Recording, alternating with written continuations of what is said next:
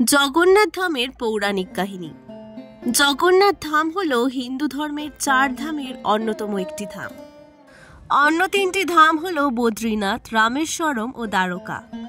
হিন্দুদের বিশ্বাস অনুযায়ী শ্রী বিষ্ণু রামেশ্বরমে স্নান করে বদ্রীনাথে ধ্যান করেন, তারপর পুরীর জগন্নাথ ধামে খাবার খেয়ে দ্বারকায় বিশ্রাম করেন। পুরীর জগন্নাথ ধামই ভারতের একমাত্র মন্দির যেখানে মূর্তিগুলি কিছু বছর পর বদলে ফেলে নতুন মূর্তি তৈরি করা হয়। আসুন এই সুযোগে জগন্নাথ ধামের পৌরাণিক কাহিনী জেনে নেওয়া যাক।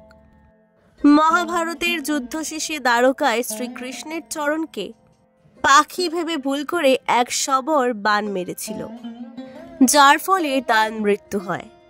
তার দেহ সৎকারের পর যখন নাভিদেশ পুড়ছিল না, তখন দৈববাণী অনুসারে অর্জুন সেই নাভিদেশ সমুদ্রে নিক্ষেপ করেন। সমুদ্রে ভেসে চলা সেই নাভি দেখে সমুদ্রের তীর ধরে সেই শবর ছুটতে ছুটতে দ্বারকা থেকে পুরী চলে আসেন।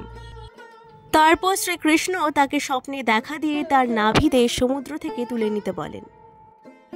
সঙ্গে এও জানান তিনি সেই শবরের বংশধরদের হাতে নীলমাধব রূপে পূজিত হবেন। সেই থেকে শবরেরা বংশ পরম্পরায় নীলমাধবের পূজা করে থাকে। কলিযুগে বিষ্ণু ভক্ত রাজা ইন্দ্রদুম্ন দেব তৎকালীন পুরীতে বিষ্ণুর আরাধনার জন্য জগন্নাথ ধাম গড়ে তুলল। বিষ্ণুর রূপ নীলমাধবকে এই মন্দিরে প্রতিষ্ঠা করার জন্য সে তার রাজ্যের চারিদিকে লোক পাঠালো। তাদের মধ্যে একজন ব্রাহ্মণ বিদ্যাপতি নীলমাধবকে খুঁজতে গিয়ে জঙ্গলের মধ্যে পথ হারিয়ে ফেলল। সেখানে শবররাজ বিশ্ব বসুর কন্যা ললিতা তাকে উদ্ধার করে। দুজন দুজনকে ভালোবেসে বিয়েও করে নেয়। বিয়ের পর বিদ্যাপতি জানতে পারে রোজ সকালে তার শ্বশুর মশাই শবররাজ বিশ্ব বসু জঙ্গলের মধ্যে গোপনে নীলমাধবের পুজো করে।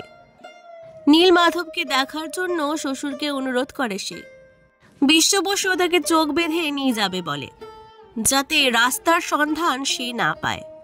কিন্তু বিদ্যাপতি চোখ বাঁধা অবস্থায় যাওয়ার সময় গোটা পথে সর্ষের দানা ছড়াতে ছড়াতে যায়, যাতে পরে সে পথের সন্ধান পেতে পারে। তারপর নীলমাধবের দর্শনে এসে মুগ্ধ হয়ে যায়।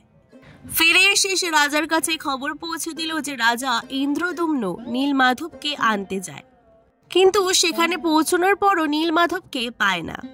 তখন দৈববাণী হয় যে সমুদ্রের জলে একটি কাঠ ভেসে আসবে, যা থেকে বিগ্রহ বানাতে হবে। সেই অনুযায়ী কাঠ ভেসে এলেও সেই কাঠ কেউ তুলতে পারে না। অবশেষে কাঠের একদিক শবরাজ বিশ্ব বসু আর অন্যদিক তার জামাই বিদ্যাপতি ধরে তুলে আনতে সক্ষম হয়।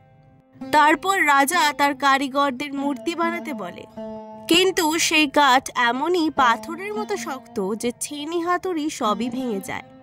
তখন স্বয়ং বিশ্বকর্মা কারিগরের বেশে রাজার কাছে আসেন।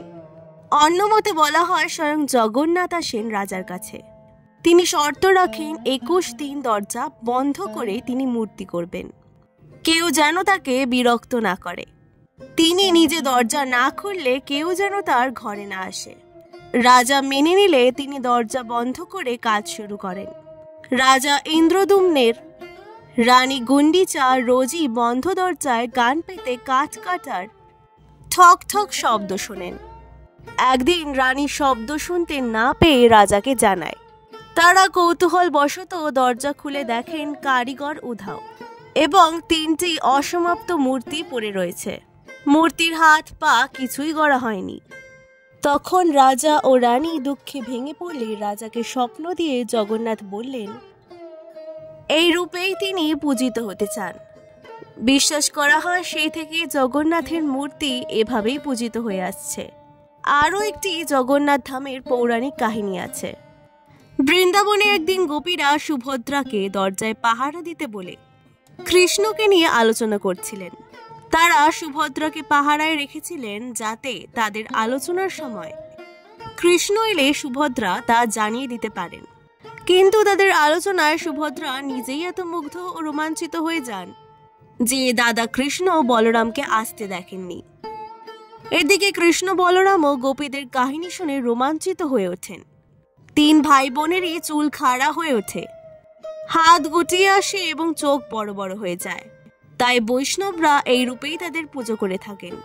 এই ছিল পুরী জগন্নাথ ধামের কিছু রহস্য। তোমাদের ভিডিওটি ভালো লাগলে অবশ্যই পুরাণ গল্পকথাকে সাবস্ক্রাইব করে দেবে আরও নতুন নতুন ভিডিওর জন্য।